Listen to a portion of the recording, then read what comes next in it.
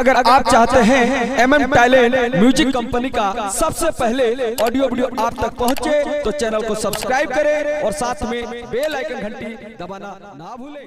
धन्यवाद।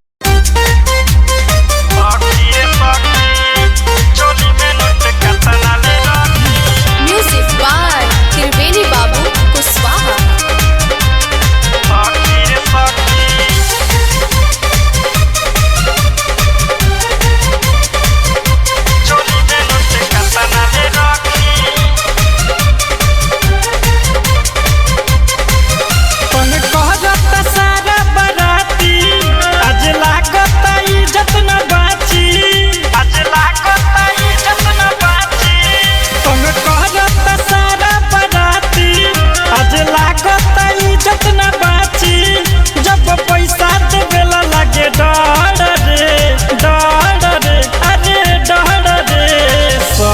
सखी चोली में नोट कतना ले रखी दोनों गोर गइल बाटे भर रे।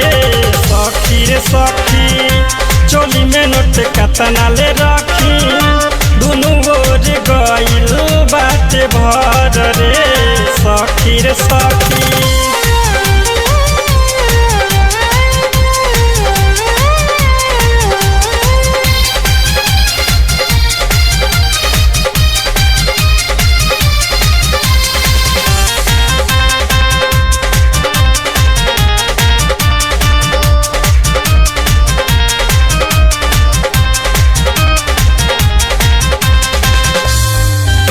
बेचैनी बढ़ल जब से पीछा पड़ल लागे हमारा पर भइल दीवाना। कनी सट ना हो कनी हट ना हो कहे तो पे लुटाएम खजाना। बेचैनी बढ़ल जब से पीछा पड़ल लागे हमारा पर भइल दीवाना। कनी सट ना हो जनी हट ना हो कहे तो पे लुटाएम खजाना। जब जब हिलाई कमरिया हम पे लागे लुटावे न मरिया। जब जब हिलाई कमरिया हम पे लागे लुटावे न मरिया। हाथ छोड़े न लेला जब पकड़ रे पकड़ रे।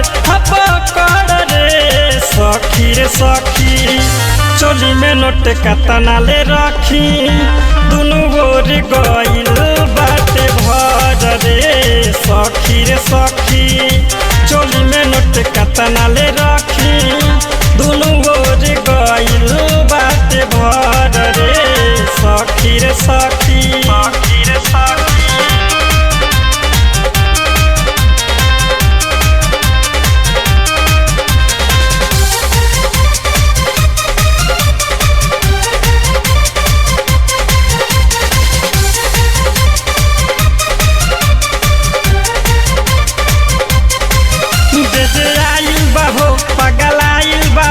देखी के हमरो चढ़ल जवानी लागे कदी बिहान। सखी बानी परेशान आज जख्मी गजेंद्र रोना।